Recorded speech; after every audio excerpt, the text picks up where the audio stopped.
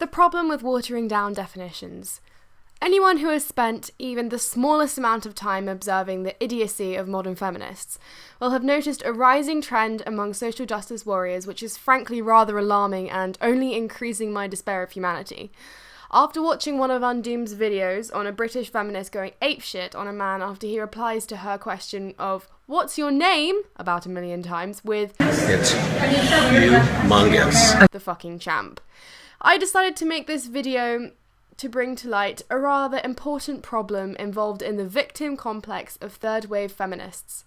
Claiming that you've been sexually harassed without a mere mention of anything sexual in a joke format, which was totally sarcasm and replied to the fact that if anything, you're harassing him, is one of the most unbelievable things I've ever heard. Imagine if the tables were turned and it was the white cis male harassing a black woman with a camera in her face, demanding her name and not letting her leave. The SJWs would jump all over that shit in a second. The issue is that watering down the definition of harassment to include tiny petty bullshit like this so you can become a victim is offensive and damaging to actual victims of legitimate sexual harassment or abuse, the people that you claim to be fighting for. You see this at feminist slut walks, where they claim catcalling is proof of rape culture? Like, what the fuck? Since when was catcalling anything to do with rape?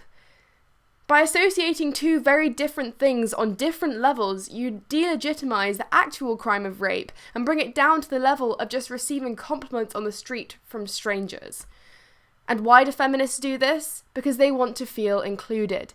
They want to say that they've been harassed or abused so they can claim their position in victim heaven with all the other victims of real heinous crimes and say that they are oppressed, a martyr, a sufferer, just like all the women and men who have been raped or abused at some point in their lives.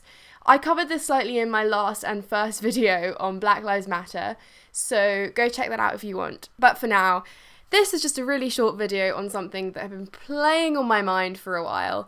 So if you want to see more videos like this, then subscribe. Check my Tumblr out, all that shit. I'll put it in the description.